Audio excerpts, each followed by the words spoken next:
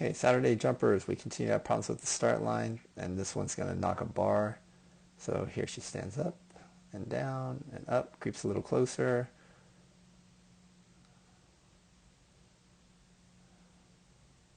Of course, spectators are going to love it. They think it's adorable. It looks like she's going to get this with her legs, though. Possibly the tail. I'm not sure if it was tail or legs. I think it's a foot, and then the tail comes over. The next spot you say was knock bar before the weaves, FNG. Okay, let's take a look. So here we have another one of your turning the dog away. I think this is very successful for you. The dog, when we divide this jump into thirds, the dog is in the nearest third. I don't feel like your dog is jumping this way and turning wide on these moves. So however you're doing these rear crosses in the flat, and you know what we call them, you know, it doesn't matter to me. You definitely are rear crossing, but in my opinion, you're rear crossing at this jump. But that's just, you know, like, oh, what do we name this? How do we describe this? It's fine. The key is this is a handling maneuver that's working well for you. The turns are really good. And there are a lot of spots because we're putting in so much decel on your courses, right, that you end up being out of position. Not out of position, but in poor position to do other things. Okay, this is a late turn here.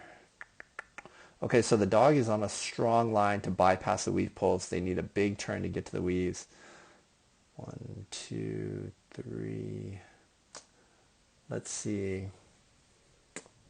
Knock bar before the weaves. A little bit late marking the bar. So you're going to FNG. The miss. Okay, I see. I think that's a very good move there. Yeah, you can see here the dog definitely knows they're going to the weaves. So I'm just checking the takeoff point mentally in my head. We're going to go here. We're going to land here. Okay. So now I want to go back and check the other one.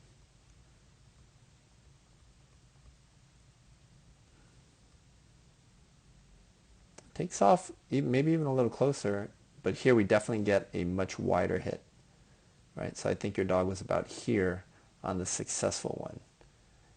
So takeoff I think was about the same, maybe a little closer here. So the dog takes off not knowing it's the weaves the first time. The second time the dog definitely takes off knowing it's the weaves. So somehow we got to get that information to them sooner. And I'm not sure if that's a spot where maybe you need to use more decel. Great job catching up here and then leaving on the jump after. The more you do that, the more you're going to be able to do really cool things later on down the course, like get this blind, which sets a beautiful line into the finish here. Here we have the early upper body into the front cross. Lots of backward steps and a wide turn. So usually when I see anybody do it, but especially when I see you start to line up for this kind of a front cross where you have your arm out early and you move across the face of the jump and end up doing some backward steps. From the dog's perspective, yes, you're turning, but you have so much momentum going this way, it really looks like you want the dog to go forward into the tunnel. And so until you take the step into the correct direction or you verbally get enough of your dog's attention, the dog is just being driven into the tunnel.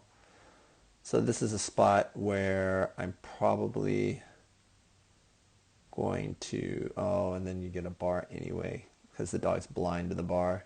Because the dog has to come around your body, and so they don't know exactly where the bar is. Then they see it and they're like, oh no, and they got to jump over it. So what I want to do is give the dog max visibility over the bar. I want to stop right here. So I'm going to stop. I'm going to stand right here. I'm going to face this way. Hopefully the dog will take off a little bit closer. They'll come this way. Then I just rear cross and they'll go whoop, right into the tunnel. So for your dog, because of this, I'm almost always rear crossing here. In fact, I'm doing that with Gitchy too. I don't think there's any way I'm front crossing. If I'm at AKC Nationals, I don't think I would ever front cross in that spot. Here we have a late blind. That's okay. Yep. Here I knew the dog was definitely going to miss. I think even if the bar is up, the dog probably is missing that triple. It's a little subtle, but there's a line this way, and then they have to change the line to get to the triple. So a blind cross here is not a good move. Unless you get across super early. So that's right here. Here we're at the first wing, and usually you're really good at doing early blind crosses. But here you don't until you cross all the way to the other wing. And so that's what caused it, just a late blind cross. Okay, I'm going to stop this video here.